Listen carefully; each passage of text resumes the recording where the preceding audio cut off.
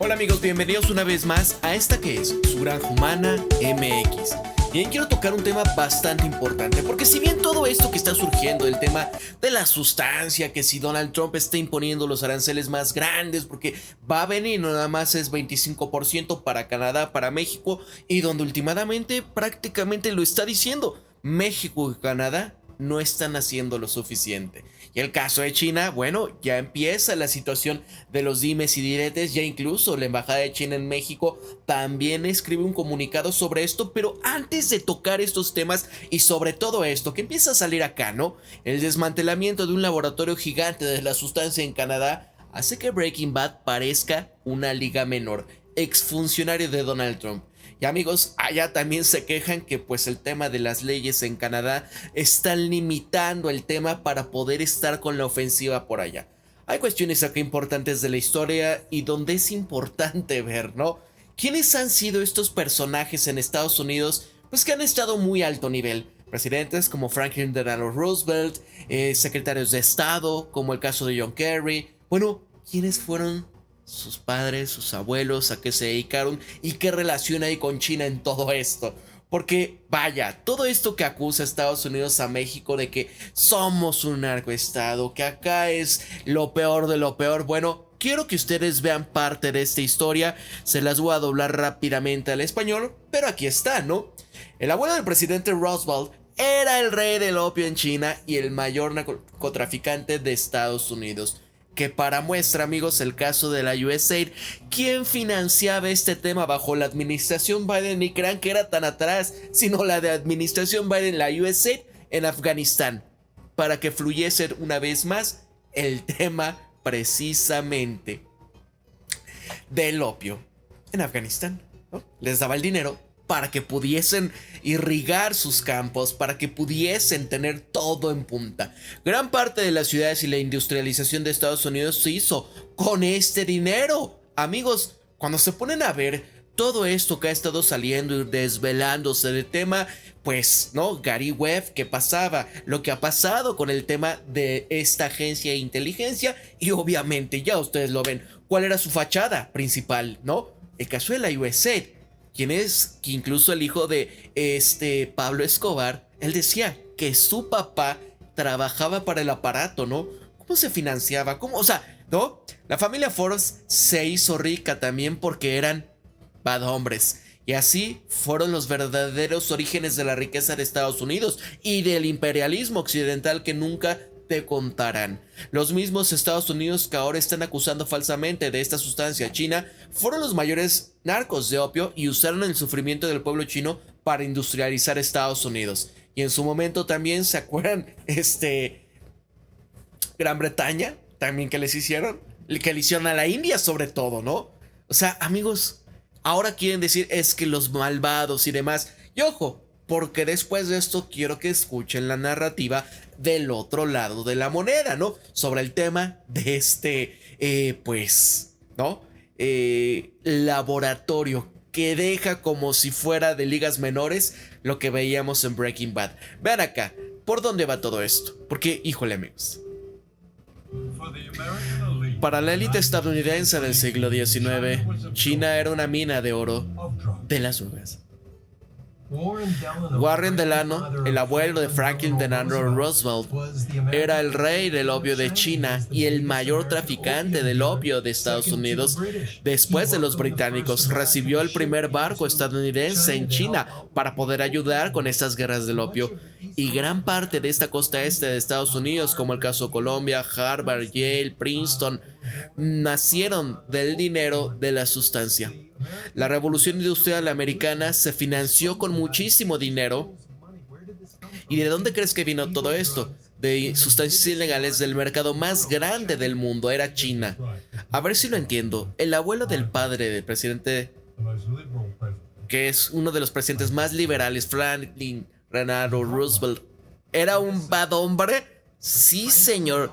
Franklin Delano Roosevelt nunca ganó mucho dinero en su vida, trabajando en el servicio público con salarios muy bajos, pero tenía yates, casas de verano, mansiones en Nueva York, y los niños iban a escuelas privadas. Heredó una fortuna de Warren Delano, su padre, quien era el rey del opio de China. Si rascas a alguien con el apellido Forbes en su nombre, como John Forbes Kerry, secretario de Estado, el secretario de Estado del presidente, sí, vas a encontrar dinero del opio. Su abuelo era un traficante. Imaginen cuán grande era todo este dinero de ese opio. Y es como decía, era este, ¿cómo se llamaba? Porque hay una frase aquí que él decía. William Cooper, en su momento él decía, mira, Estados Unidos fue fundado por hombres peligrosos. Y en el momento que Estados Unidos deje de tener líderes a hombres peligrosos, es el momento en que dejaremos de tener una nación, ¿no? Miren, construyó la primera ciudad industrial de los Estados Unidos. Ese dinero. La parte baja de Massachusetts construyó los primeros 5 ferrocarriles en Estados Unidos. Todo este dinero de opio estaba en toda la costa este, pero no se hablaba de él. Se llamaba el comercio de China y en varios museos puedes ver tés, sedas expuestas, pero no se dice nada de la sustancia y el gran dinero que había de ahí. Así que en la lucha para conseguir dinero de este opio, China fue invadida y colonizada por Gran Bretaña y otras potencias imperiales. Los ejércitos extranjeros se apoderaron de toda China. Y este es el ejército de Estados Unidos en la plaza de Tiananmen, Beijing, 1900. Ciudades como Shanghai fueron tomadas y declaradas concesiones. Y los extranjeros vivían una vida de privilegio y lujo en medio de la terrible pobreza impuesta a los chinos. Amigos, ¿qué hacen los colonizadores? ¿Qué hace Estados Unidos, Gran Bretaña, no? O sea, nada más para que vayan viendo. Ahora quiero tocar este tema, ¿no?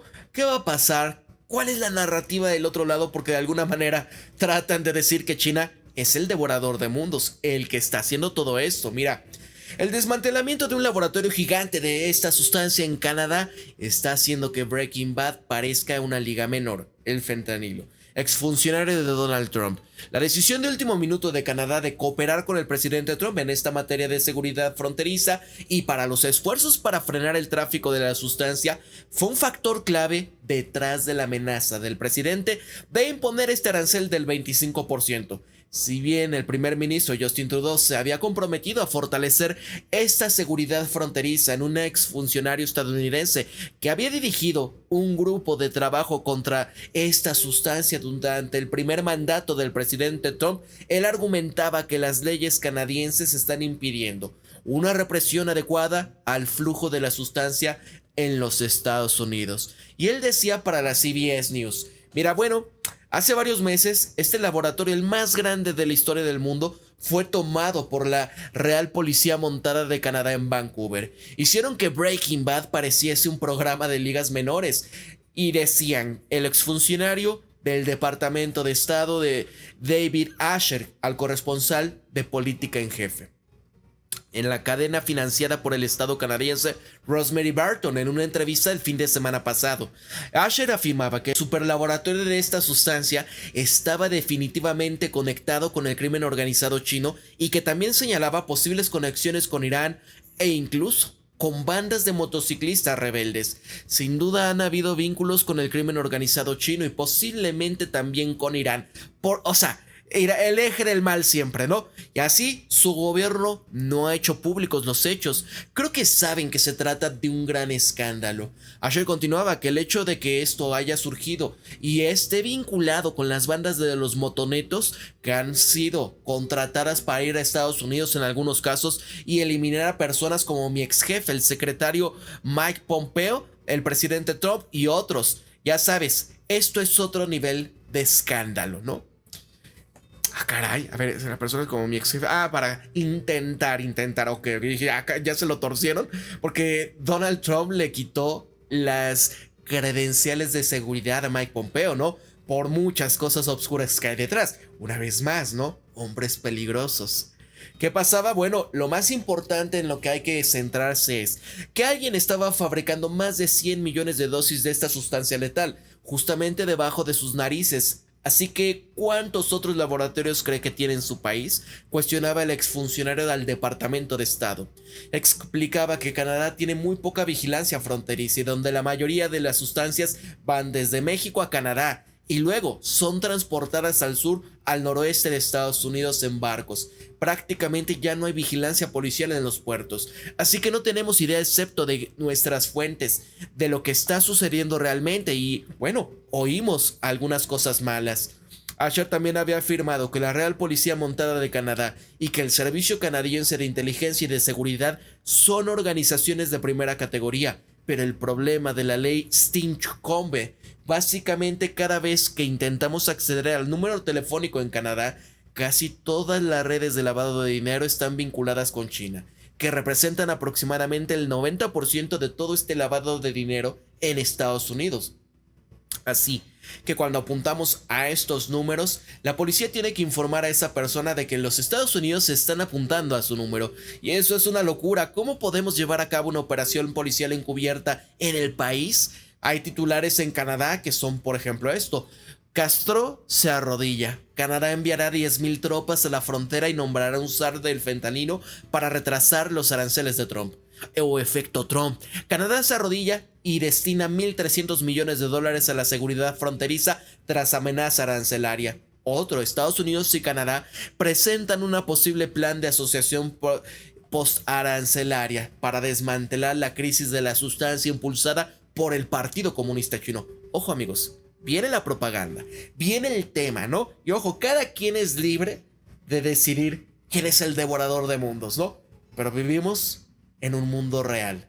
La realpolitik y la cuestión, ¿eh? Piensen en ello.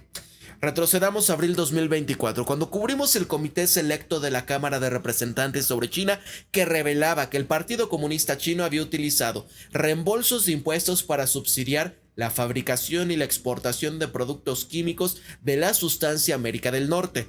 Ese informe afirmaba que mediante subsidios, subvenciones y otros incentivos, la República Popular de China perjudica a los estadounidenses mientras que enriquecen a sus empresas. Y por ejemplo, recuerdan un informe de agosto donde decía: estos bad hombres chinos en Toronto dirigen una red de lavado de sustancia de comando y control, utilizando los casos del TD Bank. Investigador estadounidense lo comenta, ¿no? Miren, parte de esto venía acá. Ven acá. Ahí estaba, ¿no? Ahí estaba empezando. Empiezan a ligarlos, empiezan a decir, ellos son los bad hombres. Miren acá, hay otra noticia sobre ello. Mira, 43 libras de sustancia en la frontera canadiense solamente el año pasado. Han eliminado ya, ¿no? Mira. 9.700.000. No. Casi 100,000. Está mal esa cifra, ¿no? Y también eso es lo que hemos capturado. Imaginen qué es lo que está pasando. Y Trudeau está enojado por las tarifas. México y Canadá saben bastante bien qué es lo que está pasando, ¿no? O sea, amigos, empiezan a apuntar, empiezan las cuestiones. Y es que, por ejemplo, veíamos como en la frontera sur, amigos, de Estados Unidos, pues ya se empiezan a mover los aviones espías. Ya empieza esta situación. Y no es de los que a inicios de este mes. Esto fue hace un par de días. 8 de febrero. O sea, nada más para que vayan viendo. Incluso el día de ayer también ocurrió este tema. Y estaban cerca de Baja California una vez más. Y en conjunto, ¿no? Mira, está surgiendo una estrategia coordinada en Estados Unidos. Es esencial para detener esta crisis por la sustancia, donde 100,000 personas ya se han ido de este mundo por este año. Se trata de una guerra híbrida por parte de Pekín y la gente que empieza a hacer preguntas. ¿Por qué este régimen de Biden-Harris alimentaron esta crisis con políticas de fronteras abiertas? No parece una estrategia de Estados Unidos primero, sino más bien una de China primero. Miren, quiero que vean, por ejemplo, lo que manda la Embajada de China en México. Este comunicado es importante. Declaración solemne sobre las retóricas de Estados Unidos con respecto a estos precursores de fentanilo. Hemos tomado nota que recientemente la embajada estadounidense en México criticó en su cuenta de X que los precursores de la sustancia en Estados Unidos provienen de China. Con lo cual, está echándole la culpa a un país ajeno. Para aclarar los hechos, esta embajada hace la siguiente declaración, y es que China es uno de los países con los que tiene las políticas antidrogas más estrictas y más rigurosas implementadas en el mundo. Y el problema de la sustancia es un problema de Estados Unidos. Con espíritu humanitario, China ha dado apoyo a Estados Unidos en la lucha contra el problema de la sustancia. Y a petición de la parte de Estados Unidos, China anunciaba que en 2019 la clasificación integral de estos fármacos del grupo de fentanilo como sustancias controladas, siendo el primer país del mundo en hacerlo oficialmente. La parte china ha desarrollado una amplia cooperación antisustancias con la parte estadounidense y ha logrado también resultados notables, lo cual es patente para todos. La parte estadounidense debe de ver y tratar de manera objetiva y racional su propio problema de la sustancia en lugar de calumniar, difamar y echarle la culpa a otros países. La parte china insta a la parte estadounidense a corregir su práctica errónea, a preservar la buena situación de la cooperación antisustancias entre China y Estados Unidos, que no ha sido fácil de lograr, y a promover el desarrollo estable, saludable y sostenible de las relaciones entre China y los Estados Unidos, ¿no? Y ustedes veían, ¿no? ¿Quién eran? ¿Quién construyó la modernización estadounidense? ¿Cómo se hizo? Porque ahorita parece que todo esto lo están utilizando como un pretexto, ¿no? Mira, en los primeros 2 meses de Sheinbaum de la administración, la Armada Mexicana arrestaron 185 ciudadanos estadounidenses por crímenes relacionados con los tráficos de estas sustancias, ¿no? 3 al día aproximadamente. Nada más para que vayan viendo. ¿No? Dice, oye, muchos son gringos, ¿no? Ya lo traen. Ya lo traen. O sea, ¿quiénes? ¿Cómo conquistaron? ¿Cómo destruían naciones? No nada más ahora como con los temas woke y demás. Pero antes era esto. Y en Estados Unidos lo están utilizando ¿para qué? Miren acá, amigos. Deportan a trabajadores de una barbershop. Una escena muy triste se vivió en una barbershop de Estados Unidos cuando la migra entró y los mismos empleados entregaron a sus compañeros migrantes indocumentados. Vean ahí, o sea, no tienen madre, amigos. No tienen madre de veras. Ven ahí. Parece a Simon Pyrrhix. Vean, o sea, como si de veras fueran peligrosos criminales, amigos. Son ciudadanos. Es gente que está chambeando, está trabajando, está proveyendo servicios, ¿no? Miren, hasta se llevaron un cliente.